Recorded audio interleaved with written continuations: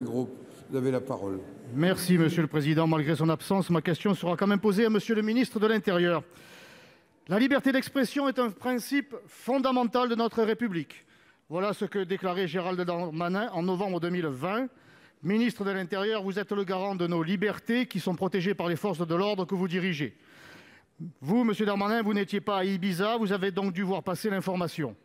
Plusieurs interventions de parlementaires contre le pass vaccinal ont été censurées par YouTube ou Facebook.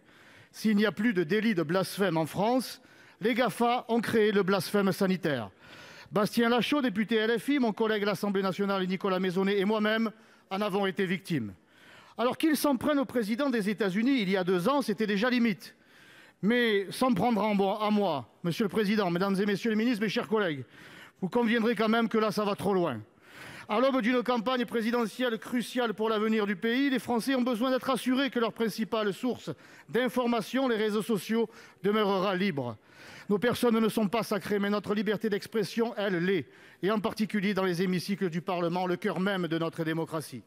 Pendant des mois, on a essayé de nous faire peur avec une prétendue ingérence russe qui allait renverser les urnes du monde libre.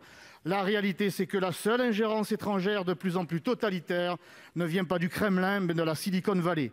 De quelques milliardaires en jean basket, reçus comme des chefs d'État à l'Élysée, qui veulent influer sur les élections grâce à leur entreprise planétaire. Vous n'avez donné aucune garantie depuis 5 ans à ce sujet, alors même que vous avez fait passer une loi contre les fausses informations. À ce titre, Monsieur le ministre de l'Intérieur, vous en avez vous-même propagé une ce dimanche. Vous avez fait croire que des manifestants contre le pass vaccinal défilaient le bras tendu alors qu'ils étaient en train de réaliser un clapping, c'est-à-dire de taper dans leurs mains comme ça existe dans tous les stades de France. Alors, Monsieur le ministre, ma question est double. Après cet épisode navrant qui démontre que vous avez décidé, vous aussi, d'emmerder les non-vaccinés jusqu'au bout du fake, que comptez-vous faire pour protéger la liberté d'expression?